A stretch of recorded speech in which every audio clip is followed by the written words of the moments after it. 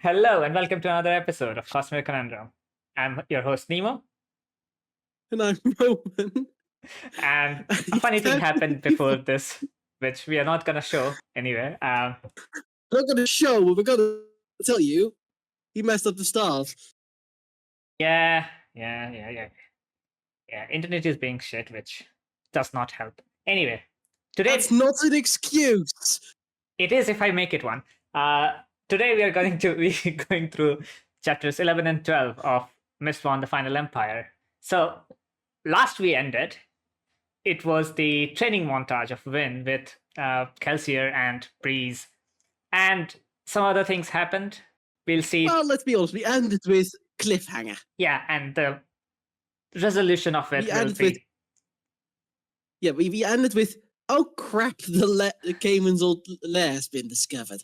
Yeah. Curse word.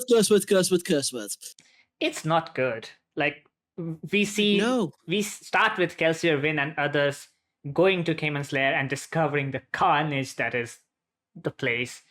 There are corpses strewn about with their limbs hacked off. The door has been torn off its hinges, and the furniture is all broken. The attack was very fresh. Like it happened this morning, according to I think Doxon. Yeah, it happened that morning, and it's gruesome. I think is the right word for this one. Yeah. Win feels numb, but she doesn't feel bad for anyone. She just No. Yeah. I honestly can't blame her. I mean, she does say that these were the people who treated her better than others, But they still treated her like crap. Yeah.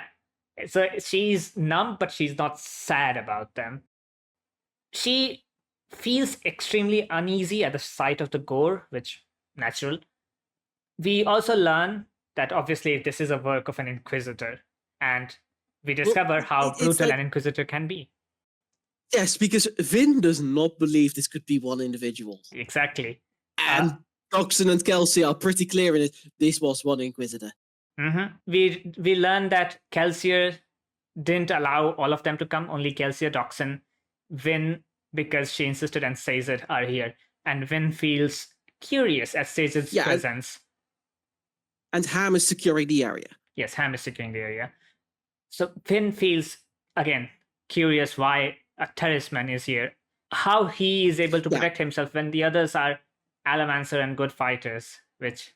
Yes, it's a clear indication of the Sazed at least is very capable and very dangerous. And it's a continuation of the previous chapter in that regard. Yeah, and we will see this thought come about multiple times throughout this next two chapters at the very least. Kelsier then says that Steel Inquisitors generally don't bother themselves with thieving crews. So for one to attack Cayman's lair, it probably was the same one that Kelsier distracted a few weeks ago, I think. It has to be. Especially when we then learn there are only 20 Steel Inquisitors in the entire Empire. Yeah, and only about 10 of them are in the Luthadel at any point, which... Ooh. Yeah, that's nothing, which tells you just how much of a threat they are. Yeah, and Vin then obviously takes it upon herself that it is her fault, but Kelsier says that it is not her fault, it's Cayman's fault for using her to scam an obligator, basically. Yes. It's a very good way of saying this isn't your fault. Don't blame yourself for this slaughter. This is Cayman's fault. Yeah. He used the power he did not properly understand. Yes, and then obviously we see Sazed praying like for the souls of the deceased. And yes, it's the religion is called Katsi, I believe, or Katsi, one of those. And then they discover Mylev's corpse in the back of the I want to talk about what Sazed says here. Go ahead. And that's like what he says about the Kazi, but that's less important. And that he believes in all the beliefs because they all the truth behind it. He believes in them all, and he believes that they need to be remembered, and someone has to do it. Yeah, I mean, religions are based in like societal and behavioral truths. They Yeah. do get like they do evolve, and doctrines are added that may or may not be for the societal good. But the foundation of religion are based in the societal need for one another, to be good to people, to be togetherness, Yeah. basically.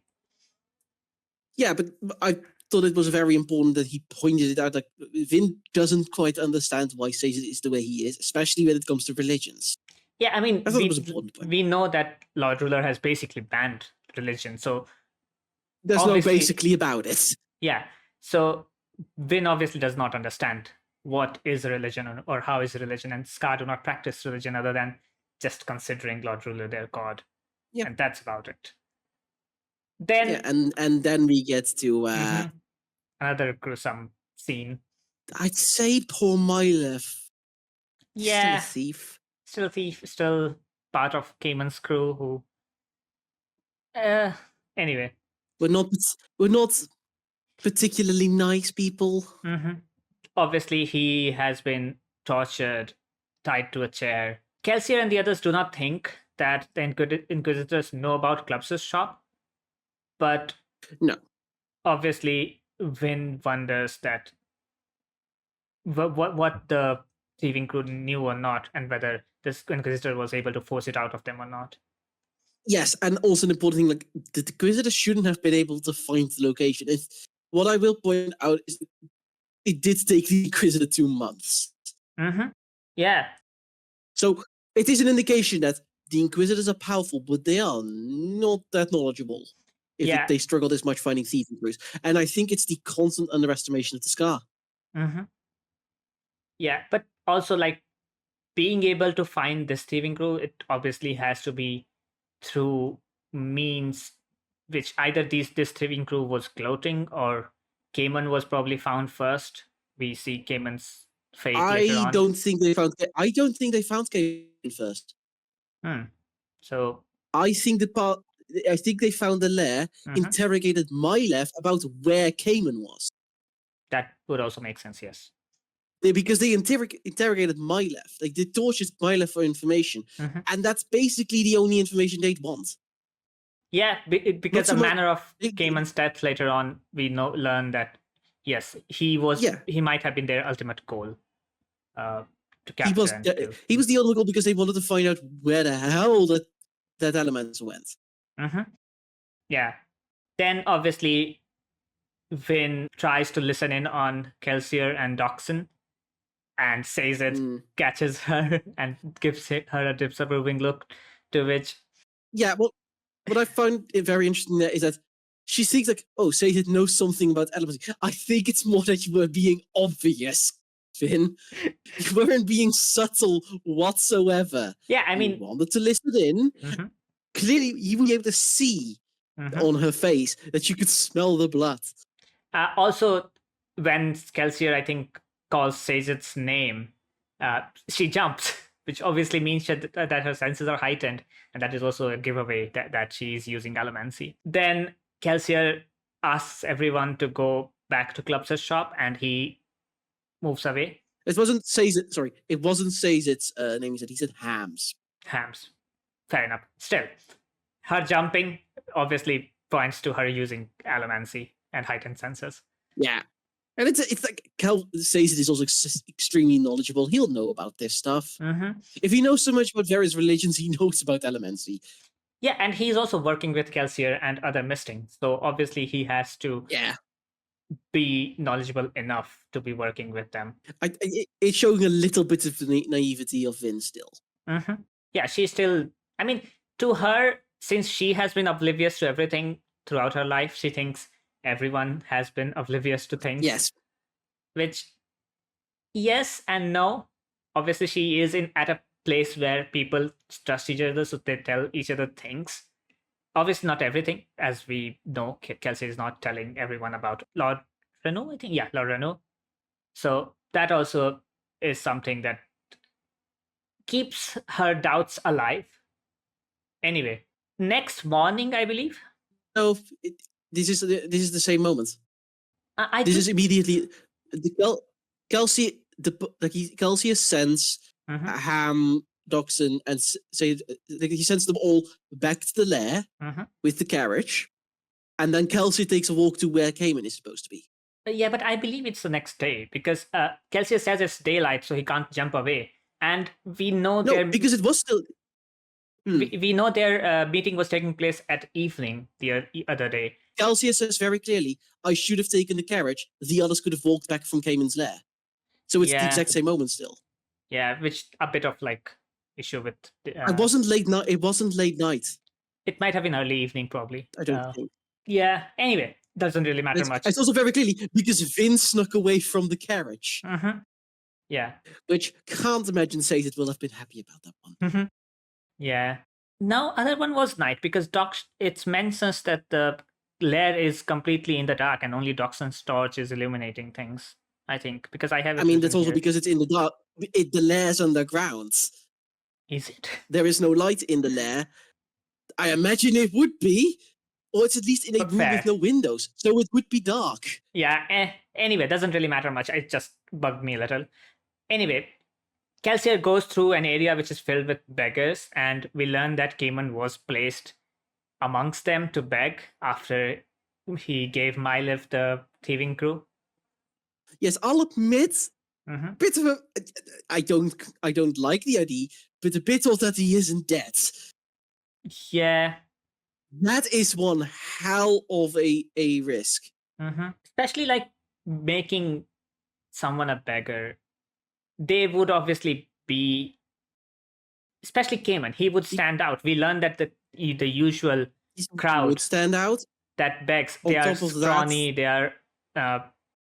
They are probably some of the most malnourished people. Meanwhile, Cayman himself was a bit on the. I mean, we do know that better side. It's pretty clear that accidents happen, and then you just tossed the street. You could have been a relatively healthy Scar. That makes sense as well. I think it's more the thing of he could have sold information to the obligators. Yeah, it's a gamble, and it did not work. We still don't know what he did or did not tell the Inquisitor though, and as we'll read on. He told them he knew about the elemency, so I think he probably didn't know about the Mistborn part, but he probably, I fear he might have given a name. Perhaps that would make. If he didn't give a name, kudos to Cayman, I suppose. Yeah. He didn't break. We'll never know, I guess. Lord Ruler obviously does not like beggars, but tolerates them. Again, speaks to how rotten how less of a control he has over the Dominion these days. I mean, it's pretty clear, even in his capital, he does not have a control over a damn thing. Because these thieving crews are everywhere. Yes. Kelsier notices that Cayman is missing from his spot. So he flares his tin and senses blood. He then hurries to the corner to discover Cayman's tortured body hanging from a hook, which is apparently a ritual killing method of an Inquisitor for people who misuse. Yes, but we learned that after Vin asks about it. Because, of course, Vin snuck away. Of course she did. Yeah. Someone appears behind Kelsier. Kelsey should just have taken. I genuinely think Kelsey should just have taken Vin with him because he should have known better. Yeah, when Vin is a bit too curious for her own good. Yeah, when Vin is confronted by Kelsier as to why she snuck away, well, he's not confronting as much as he's just asking. Kelsier notices that in addition to trying to appear small, Vin is also using emotional allomancy on Kelsier. Yes, and I like this because this is something Vin did when Cayman attacked her. She did the exact same thing. Yeah, so it's just her natural response. And even she says it's her instinct. She cannot let it go. Yeah, and I think Kelsey is like how subtle Vin is in this regard. That is because she's always been using this one. She is trying to learn, do what Breeze told her, but she's always been using soothing. Yeah, she is a bit more practiced in soothing compared to other things. Yeah. Kelsier does say that we do not use allomancy on our friends, no matter what Breeze says. which we talked about last No matter- episode. No matter what Bree says and actively does. Mm-hmm. And he also says that Vin's reflexes would get Vin in trouble in more formal aristocratic settings Yes. because they are not Basically, supposed warning to of use don't- Allomancy on each Yeah, other. don't Mhm. use this as a ball. Don't use Allomancy at a ball. So what does Vin do? We'll see. We'll definitely see what she does. Anyway, Vin then looks at Cayman, and there is a look of satisfaction in her eyes, which makes sense given their history Yeah. and what Cayman did.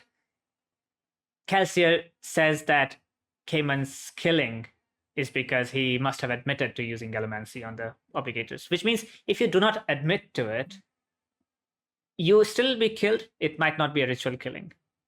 Yeah, it would not be a ritual killing, but Mhm. he would be killed. Yeah. It's more a thing of he admitted to using Allomancy on an obligator. Mm-hmm. Yeah, but whether he did or did not save Vin's name, we do not know at this point. And No. Vin wonders about it, to which Kelsier says that they'll continue their plan as intended because people will be less likely to establish a connection between a lady Yes. of like nobility and a thieving scar, basically. Yes. Which, yeah, makes sense because given you don't really have a photographic evidence at this point. So if you do not use Allomancy actively, you will be less likely to be spotted in the ball. Yeah. Obviously, Vin says, what did we do about Inquisitor, to which Kelsier doesn't answer the question. Even he does not know what he would do if an Inquisitor shows up. No. Which, given how he distracted them earlier, it lends more credence to the point that he still does not know how to defeat an Inquisitor. Oh, he absolutely has no idea. Mm-hmm. And if He knows doesn't how know, to distract them. yeah, and if he does not know how to defeat them, how is he going to kill the Lord Ruler? That's the big question. Controlling. Congratulations, you discovered the big question. Yeah.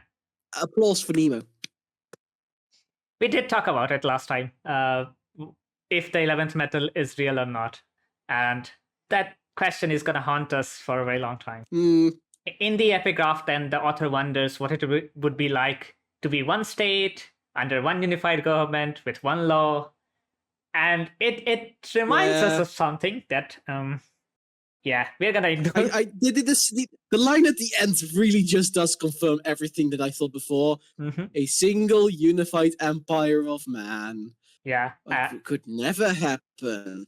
Yeah, I have written it here. The author wishes for one large empire, the final empire perhaps, and ends by saying that it will never happen. It could never happen, does it? Yeah, again, making it more likely to be Lord Ruler, obviously. Yeah, and now we get to chapter 12. I really enjoyed this chapter. It was one of the better chapters, yes, because don't be surprised that the guy who writes about nobility a hell of a lot likes an event with a massive amount of nobility.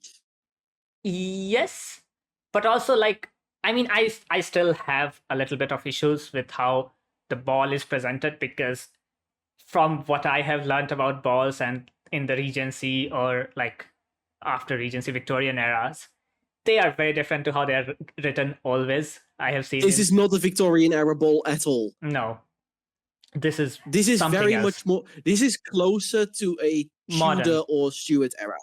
Yeah, early modern. It's early very modern. much close to early modern. There are set rules. There is a clear decorum, but this is not the exceptionally strict rules of Victorian.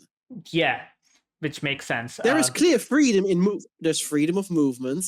The freedom of movement, and there are no issues with Vin going up. There's no issues with Vin going up, and you are also not to be expected. You're not expected to be introduced by a married person, especially like in how we see in the Regency or the Victorian era as balls. To be fair, it is very clear like Vin is escorted by a terraceman who kind of take that kind of place. Yes, he is like a steward. There is the fact that the stewards stay with them. Yeah, and also I think if we're only using historical examples of balls of this, we need to be reminded this is a fantasy story. Oh, obviously, I am not no, things aren't going to be the same. This is like asking, why is this politician doing this when no politician would do this in real life? It's because it's fiction. I mean, the line have been blurred quite a lot recently with how what a politician would or wouldn't do in fiction versus reality. Well, yes, we're cutting this part because I, for one, not the guy doing this. I will have it be known. Moving on. I'm not the one calling that shit out. I call that out. It's fine. Moving on. We start with Vin in a noblewoman's dress, and she finds it extremely uncomfortable because it makes walking a challenge. Obviously. Yeah, but I also just... it makes walking a challenge. And that's why I gotta... The clothing is closer to Regency, but this society is not just before the Industrial Revolution. It has industry, but it is not industrial. Yeah, there are less. It's missing key parts of an industrial society. Yes. They have machines, but I wouldn't call this society industrial. No, I wouldn't call it industrial either. It's very much a standard pre-industrial society because people are still fighting with swords. It's pre-industrial, where they have centralized everything in certain locations, and that's the big difference with real life. In real life, every town would have every major city would have semi-industries, like small-scale industries, not these massive industries. Yeah, and it's very clear. Luthadel has them. I think it's very important to know that Luthadel has all the metalsmithing, the metalworks. No other city seems to have them.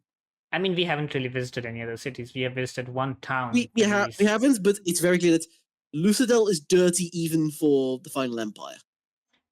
Yes, even Vin wonders that when in the last episode we saw Vin coming over from Felice to Luthadel and wondering how dirty Luthadel is compared to Felice, basically. Yeah, and I will, with regards to which era you could place in. You can place it in many eras. The use of plantations is an obvious use to work towards slaves, but they are not that different from feudal states. Yeah, it's a mix of eras, which makes sense given that's how usually fantasy is it's also portrayed as. It's also considering there's it also has post-apocalyptic vibes constantly, which makes sense given how the completely throws the timeline out of the window.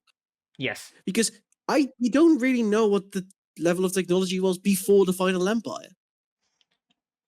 I mean, we don't really have any clue given there's 1,000 years history that has basically supplanted everything that came before it. Yes, and we don't know what happened in that 1,000 years of technological development. Again, we see Vin call herself a strange foreign creature when looking into a mirror, to which Shazad tells her to show off herself, especially her short hair, because it might not be a bug, it's a feature. What I like about it is we get an explanation of what she's wearing, and just from what I know about clothing, I can that's not going to be comfortable for her. No. Especially given if you have not really worn anything like that, you are not practiced enough with it, it's going to be a challenge. Especially whenever you wear a new type of clothing, it's going to be always a challenge. Yes. It's like me in a suit. Whereas I love shirts and suits, so I am perfectly comfortable in those. I have a suit. I had to get one because of one of our friends, but I don't like them all that much. I will wear them if I need to. I have a wedding coming up. Apparently, I'm supposed to be wearing a suit. And the worst part is, it's going to be tan. Yeah. I don't think tan works. I don't think a tan suit will work with me. I can wear brown.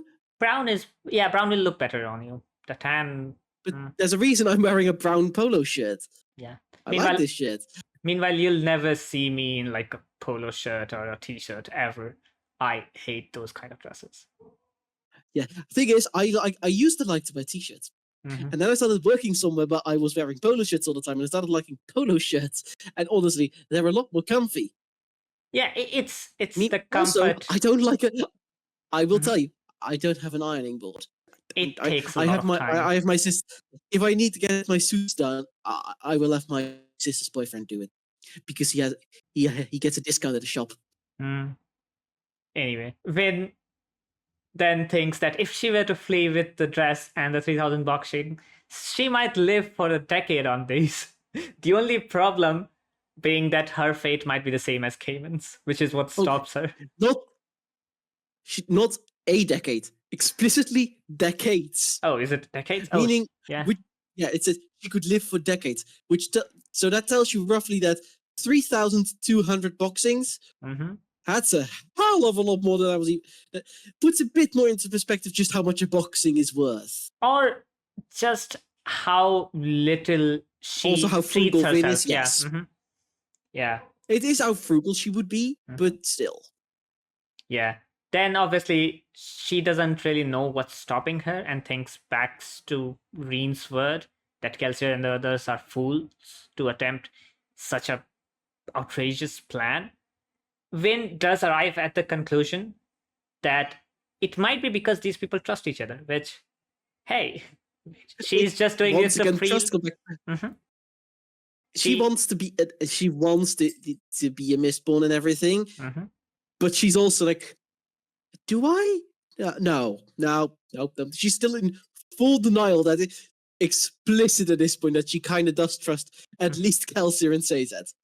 Yeah, she wants to stay. She wants to be a part of it because she wants to prove REEN wrong, which makes sense given her disposition towards REEN. Afterwards, we see her go off to the ball with Sazed in the carriage, and Kelsier just drops out of the sky onto the carriage for some reason. He doesn't enter with her. Oh, he does. He does explicitly tell Vin that's payback. Which, yeah, fair enough. Yeah. But also, like, we get a bit of like Vin's like, how very adult of you. And Kelsey's saying, Kelsey's been very confident in his immaturity. Which, I mean, I could have told you that before. Again, adulting. When he needs to be, needs to be like the adult in the room, when he's organizing things for it, he's very much an adult and he's very much mature. The second he's a Mistborn, he's more playful. Yes. It's brutal, but it's playful for him. Yeah.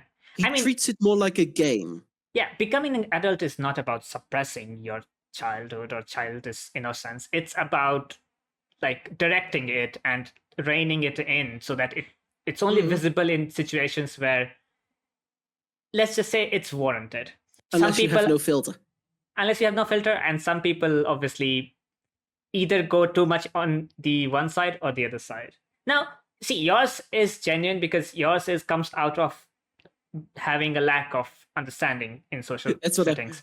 But that's what I meant. Yeah. It's I literally cannot see that thing. I'm trying not to curse.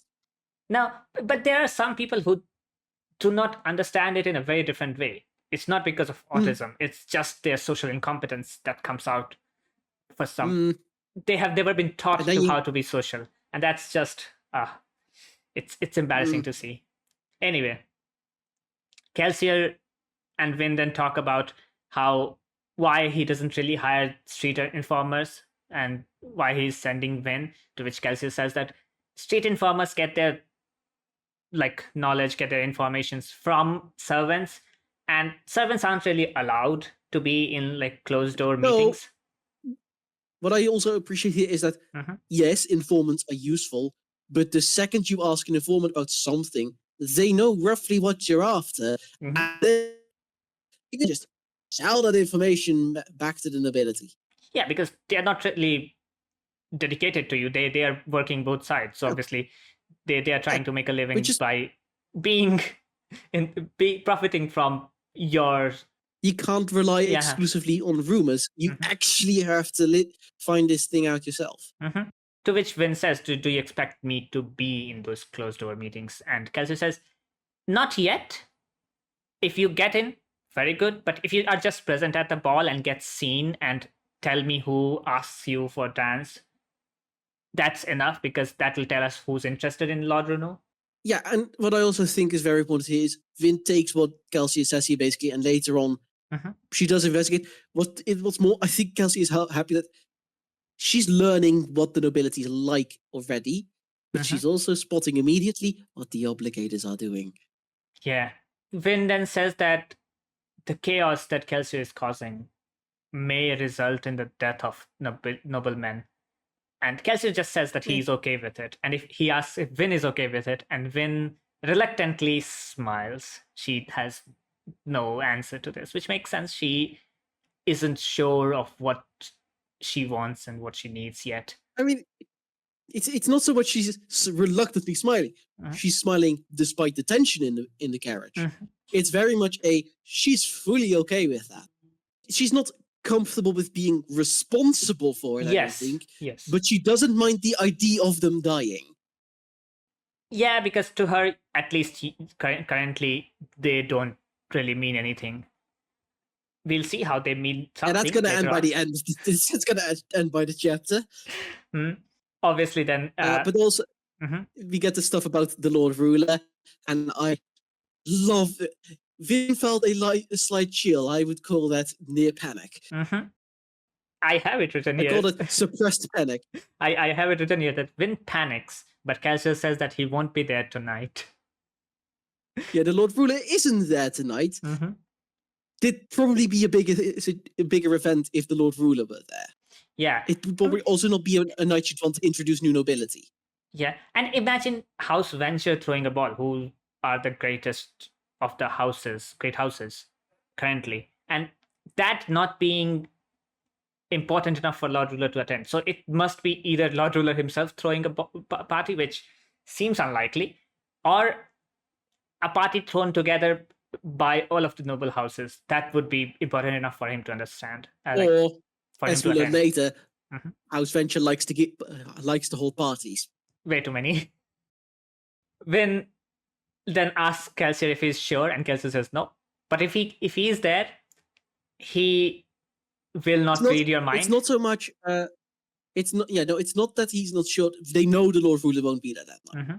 That would be announced unless the Lord Ruler actually does decide randomly to pop up. He said he can't read minds. Vin asks are you sure? Maybe. Hopefully. He didn't do it to me. Yeah, he hasn't really done it to the Scar who dresses noblemen in his presence, which fair enough. If he's not done it to Kelsier, someone he deliberately himself set a trap for, he probably can't read your mind. Which makes sense given what we know about the magic system.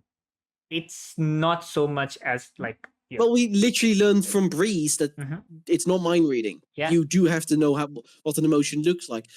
Which just makes me realize that autistic people would be horrible soothers. I mean, or am I wrong? No, but or autistic people would be extremely powerful soothers because they'll just soothe out everything. Yes, because we'd constantly be panicking in every situation. Yes, exactly.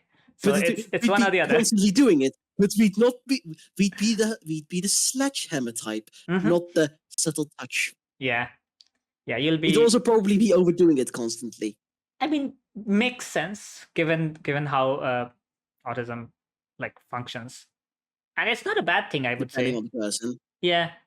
Depending on the person. Yeah. Some might be better controlled than others. Obviously, yeah. It's a spectrum for a reason.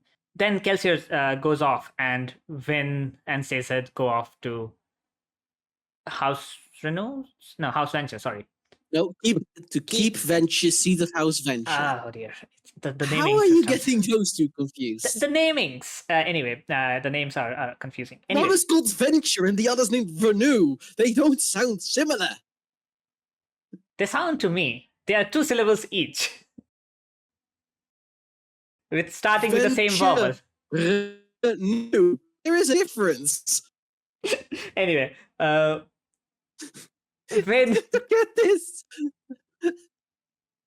Vin is dazzled by the appearance of Keep Venture. She doesn't see the purpose in the lights that are hung outside, which we'll learn later. Yeah, we'll learn that later. And she's gawking, to which Shaden asks her to stop because nobility does not do that. Proper young ladies do not gawk. Vin then obviously gets out of her carriage with the help of a footman, and she realizes why men are needed to get women are out congratulations, of the carriage. You've discovered where that one came from. You've discovered why there were footmen helping women out of carriages. I can only imagine in history at some point a noble lady just fell out of a carriage. Oh, 100%. Given how the dresses were tripping. I mean, most people, as we learned later on, most people are adapted. If you have worn it throughout your life, you're adapted. Some young noble lady will have it at some point. fallen out of the carriage Makes sense. into mud. Vin is terrified of a social setting, and same. Sazed asks her to remember her lessons, and she thinks, hide, find a corner, shadows, mists, anything. She has a panic attack. Yeah. This is an outright panic attack. Mhm. And honestly, she is better at getting out of a panic attack than I am. I mean, we learn how she gets out of it, how she reframes the setting into. She is effectively. She hasn't been through therapist, but she's doing what a therapist would tell her to do to cope with a panic attack, and that's to reframe it. I've been taught that, not that I can use it often. See, these are good tricks. They just do not occur to you in like a panic attack situation. You don't think of it immediately. Oh no, they occur to me in a panic attack. Doesn't mean I can use it in a panic attack. Fair. That's different. Yeah, makes sense. As soon as she goes into the main hall, immediately feels judged by everyone present there. And as we mentioned, she reframes the narrative and finds comfort in the fact that she's not being seen, but only her appearance. As if she's hiding in plain sight. I think that's the word. Nobody is really looking at her. They are looking at what she's, unfortunately for her, and she's very clearly noticing it, the young men are looking at her, but not for her. And then obviously she gets dismissed quite easily because her appearance is not as lavish as some of the others present there. Yes, it's very much it's a good job of understating what she's actually is, and that's from an up-and-coming house.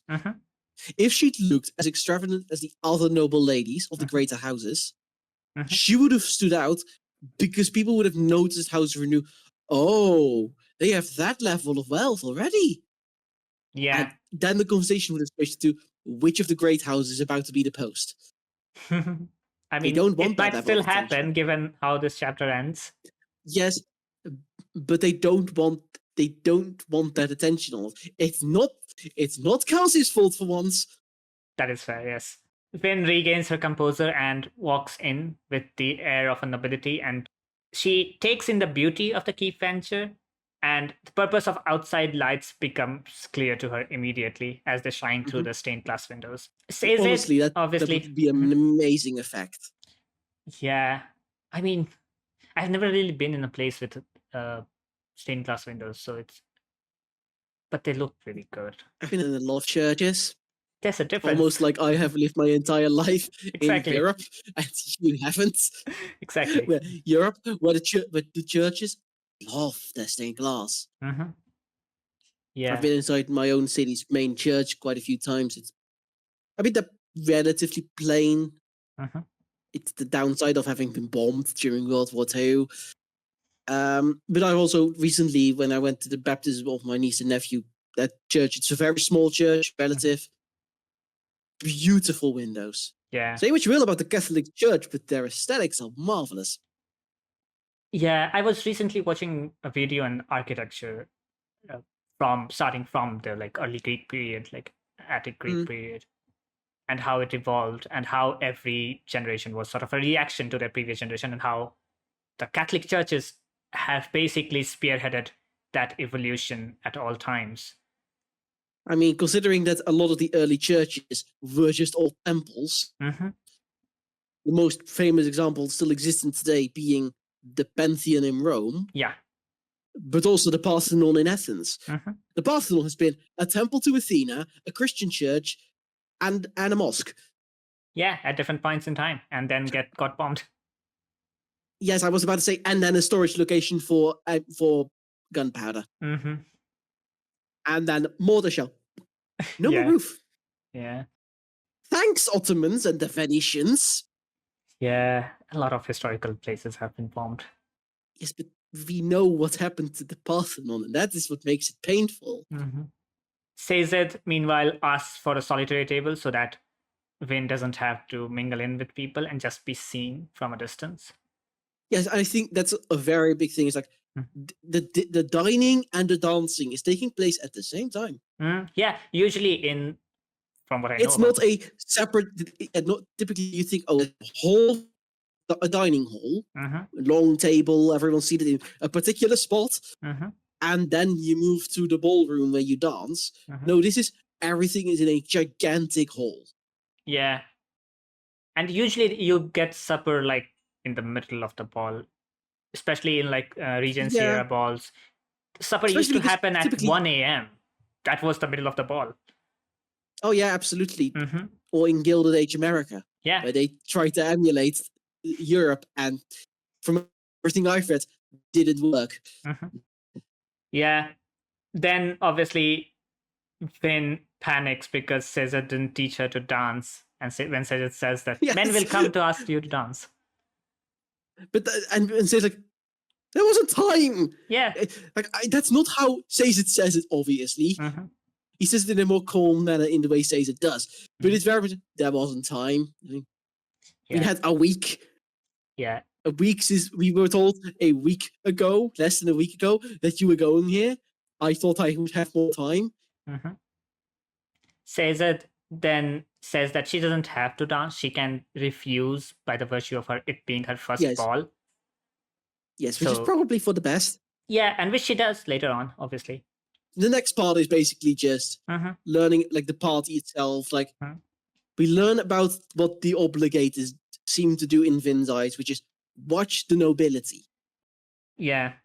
Whereas the garrison is there for the Scar, the obligators are there for the nobility. Yeah. It's also the obligator's job to keep an eye to do contracts, clearly. Yeah, any kind of between promise. The noble houses. Yeah, any kind of promise they have to look over, which gives me the feeling that Lord Ruler instated this rule so that he might have an ear onto everything that is going on between the great houses.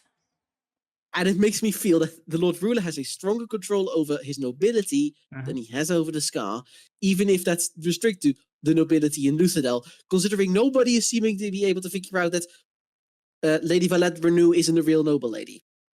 Yeah.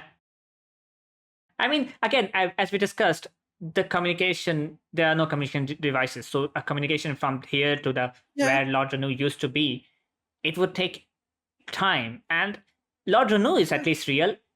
Valette Renew, even her existence doesn't really matter much because Renew at least exists. So Vin notices the imagery, the stained glass windows and the pillars and everything, and how the religious teachings are being perpetrated throughout, like in every bit of it. Which and then also just the deepness. Yeah. The thing the Lord Ruler supposedly defeated. Yeah, she wonders if these things that are depicted are the truth, or whether the Lord Ruler really earned his right to rule the people. Obviously, the thing is, I don't know. Because in the epigraphs, he thinks himself an imposter. Yes, but even in the epigraphs, we do get the mention of the deepness. So the deepness being real has some merit to it. But again, whether the epigraphs are told through a reliable narrator or not, we don't know. Yeah. Then we obviously basically just get like we have her having her dinner and everything. Yeah, a Lord Ryan Strobe approaches her to ask for a dance, which she politely refuses, and then refuses several people. Caesar commends her on her accent work, which, as we discussed last time, how there is a difference between the dialects of nobility and the Scar, and that is exactly what is told here. Vin is from the far west of the Western dominance, officially, so she would have an accent from that region.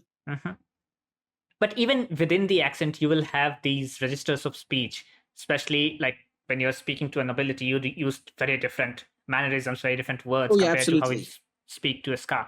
And that's what Caesar comments her on. I think a big example would be that in Dutch, we have you, which is just jij. That's just informal. And we have u, which is just a single letter, and it's the formal. Yeah, it's basically every Romance language that we see have this TV extension, tu versus vous in French, where you get the Yeah. informal and formal words. And they're also present in Even in the many different Germanic languages of the world. Dutch has it, German has it. Mhm. English is just an outlier. No, even Middle English had it, the thou versus you distinction. Oh yes, that's what I meant.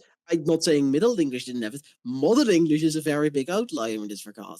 But then Yeah. English is an outlier in many regards. It's mostly because English got influenced by so many languages over the years, be it Old Norse, be it other Germanic languages, French, Norman French. Mm.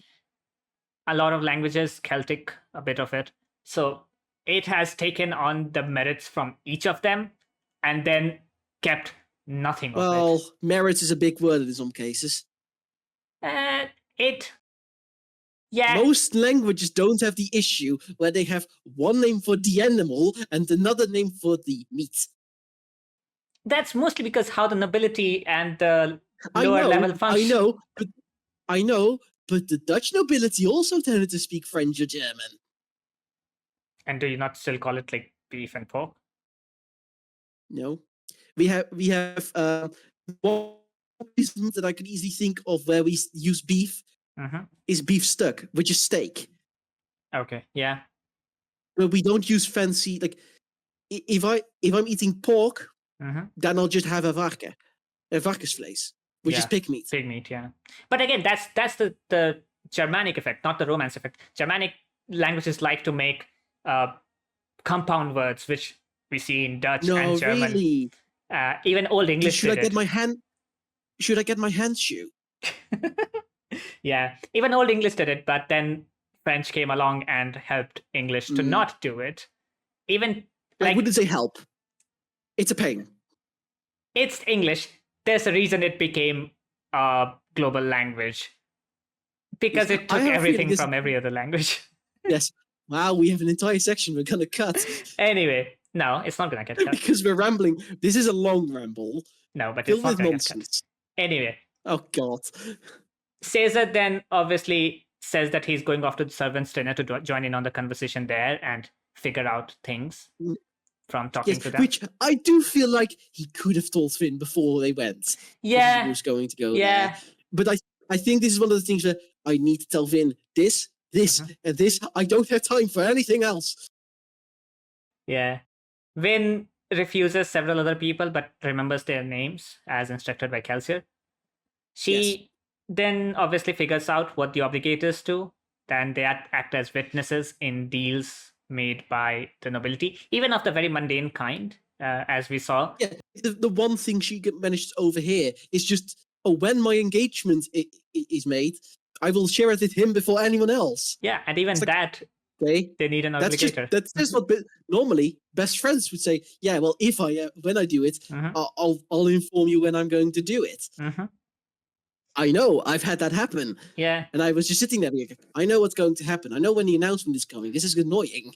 I don't like having this secret. Which, again, tells us how Lord Ruler is having obligators basically be his ears in this like, societal places. Anyway, Vin then... And then we get... Yeah. She spots an obligator. And she thinks he looks familiar, but it takes her a while to get there. And when she gets there, she realizes it's her father. Who we knew was a high-level obligator. So of course he's here. Yeah, we learn how Vin knows it's her father because REEN pointed it out long ago when they came to Luthadel. A rare REEN win? I guess. I mean, sure. It's a good thing he told her.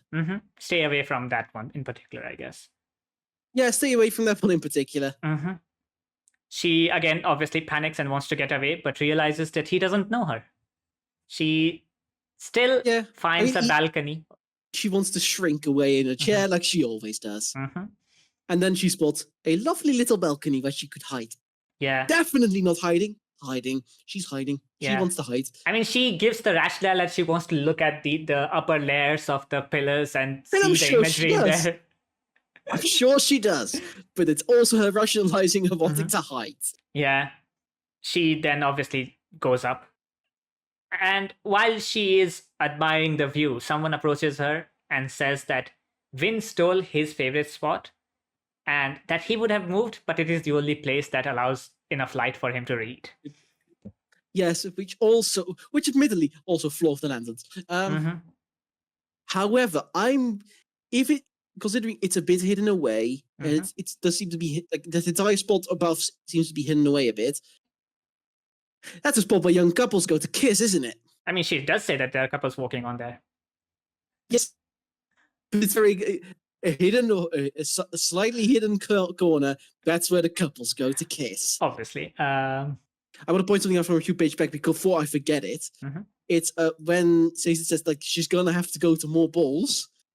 Finn's reaction is not so much I don't want to, it's I'm gonna need more counts. And Shazad's response is someone is warming up to the idea of going to the balls. Someone is thinking like a noble woman.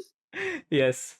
We do know that this person, at least from later on, we do know that this person was keeping an eye on the happenings like below, because he does say that Vin refused many people to dance. Yes, yes, I feel like this is exactly what I do at parties. It's hide in the corner, but observe.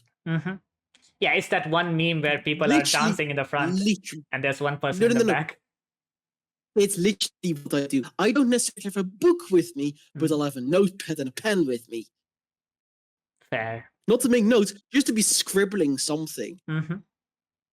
But I will still be observing things. Yeah. Vin asks him if he always reads at balls, and he says Vin is here as well, trying to hide, and that he knows about her refusing people, as we said. But her confronting him does tell him that Vin is not as timid as she looks. Vin obviously gets annoyed. It's the same thing. It's effectively the same thing Kelsey has noted. Vin gets annoyed, obviously, that he hasn't introduced himself, to which he does as Lord Elland. No last name, which Vin wonders. Yeah, no last name, and he has also said, like, "Oh, you remind me of my father." We don't know yet who this person is, but again, you could tell that they had to rush this kind of thing, because I would think what we've done at the end. I'm not saying it yet, but yeah, probably should have been something that says it should have told her. Yeah, but they don't have photographs, so whatever he tells her, she's not gonna... No, but the second she heard the name, she should have been able to recognize it. It's one of those things that Chase hasn't had a lot of time to teach her things, and etiquette comes first. Yeah, etiquette comes first before knowledge, obviously. She does know about the great houses, she just doesn't know every member of the great house. Anyway, but Vin then thinks that Kelsier might want to know more about this one, which I think she wants to know more about this one, and she's just rationalizing. I clocked in the media like, Finn is acting a hell of a lot more like a teenager all of a sudden. She's not flustered or anything, but she's acting like a proper teenager for once. Yeah, she tries to carry on the conversation, and Ellen asks if she's going to let him read, to which Vin replies in the negative. So Ellen just asks her to dance instead. Now, both of them talked about how they both of them don't know how to dance. Yes, but also, it's the proper thing to do. Yeah, but since Vin stays silent, Ellen takes it as a no and says that he doubts the others would appreciate them stepping on their toes. Which, I actually like Ellen, and I'm not happy I like a nobleman. I mean, this will further complicate issues for Vin, because... Yes. Again, as we talk about it... that doesn't mean I have to like it. Yeah. And annoying thing is, he reminds me a bit too much of myself with the hiding in the corner with a book. Yeah, but Vin also thinks if Ellen is either incredibly smooth or socially incompetent. And she doesn't know which one. Funny. That's how I've also been described at some point. Because I can talk to people. Just don't have a single idea what the clue, what I'm doing. Then they talk about... book he's reading. Yeah, then they talk about what Ellen is reading, and he shares. A book by a person called, I assume that's the author, Dilistani. I think so as well. And then the title is Trials of Monuments, which the font I have chosen is not easy to read. .n and U are almost attached. I need different font, which is annoying because I'm using Times New Roman, and I normally don't have issue with Times New Roman. Yeah, Times New Roman. Yes, a guy called Roman. Yes, a guy called Roman prefers Times New Roman. Ha ha ha ha ha. I use various different fonts at times. I use Helvetica, I use Notosans, I use even Arial at You points. don't use Comic Sans. Don't use Comic Sans. Comic Sans is good for some things. It's very good for dyslexia. It's just that it's overused. That's glad I know that dyslexia. I just have its numbers, cousin. Anyway, then obviously we start talking about House Venture, and it's pretty obvious that Alan is very different from the rest of the nobility. Yeah, he talks about how House Venture is very ostentatious and they are very narcissists.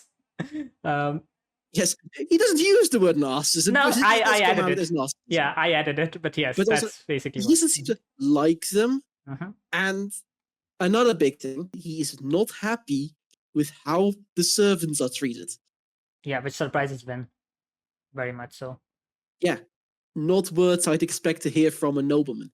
No, I agree, Vin. I wasn't expecting to hear that either. I mean, again, it makes sense. It would be worse world building if everyone is a bad person in nobility. Oh no, absolutely. I'm not saying that. It's more like, especially what we learn at the end, that is massive. Yeah. We also learn, like, they're not stupid. Yeah. A big thing is the nobility isn't stupid, and I'm glad that for once in a story, the nobility and the rich are portrayed as just dumb and evil. Yeah. Yeah. They overlook the scar because they've always overlooked the scar. They've never had to fear the scar. Yeah, but even among the nobility, you have people who are a bit more sympathetic towards the scar, which will always be the case. You will always have sympathetic nobility. Yes, just their voices won't be heard. And then we have, but they'll be a minority. And then we have our dear friend from the prologue. Who absolutely is that type of bastard. Yeah, they think very much highly of themselves, whoever. And then we get to Sazed returns, Vin get to go home, and Sazed does seem a little bit proud, is the way I've read those lines. In that she went out on her own, did a thing he didn't want to go because he thought she was too nervous, but she did do it, and he thinks, oh, you did well. And then Sazed learns who she met, and he's like, so Sazed knows who were you speaking to, a guy named Ellens, and then Sazed pales like crazy. Sazed pales. Yeah. You were chatting with Lord Alan Venture. The heir to House Venture. The heir to the title. Oh! And it was at that point my jaw fell to the floor. Yeah. Again, House Venture, that was mentioned very much long ago in the prologue itself, with the obligator going to Lord Hastings. And we know it's the strongest of the houses. And a big thing to note is the heir to the strongest of the houses. It does not seem like the person who would mistreat his scar. Yeah. He's still a noble. He'd still abuse them by virtue of the system. But he'd treat them a hell of a lot better. Yeah, but he's still the heir. He's not the head of the house, obviously, yet. No, but another big thing. We do know that Kelsier was spreading rumors about Lord Renew being friendlier to his scar. In the outskirts, so I don't think he has spread those rumors here. No. But I highly doubt those rumors haven't spread to some of the nobility. Like, that would is he more because especially because Finn has noted the scar in his manor are happy. Yeah, in Lord Renew's people manor, who visit Manor Renew will note that.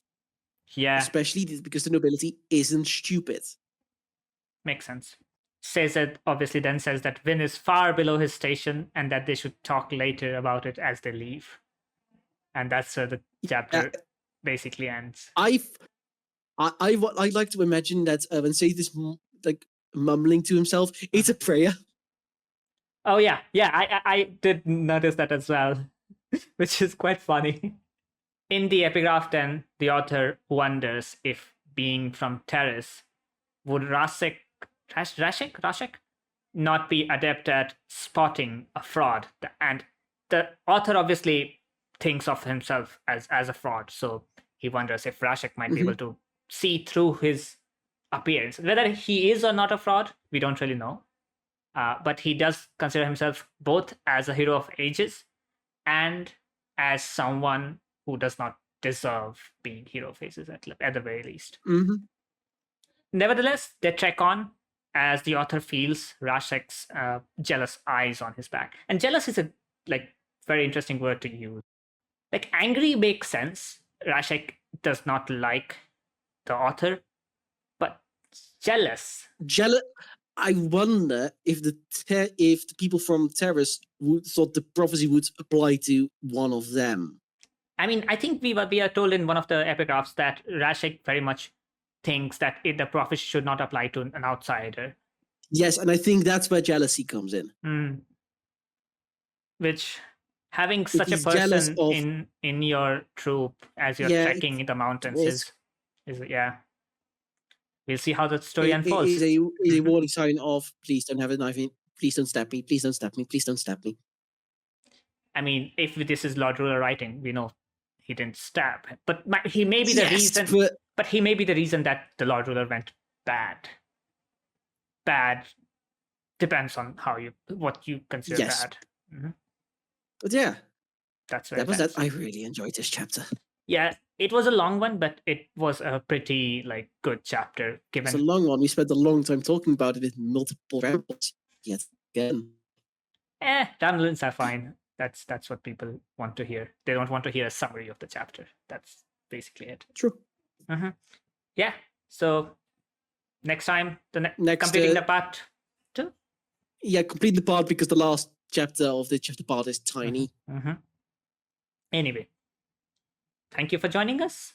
This has been Cosmere Conundrum, and bye-bye. Bye-bye.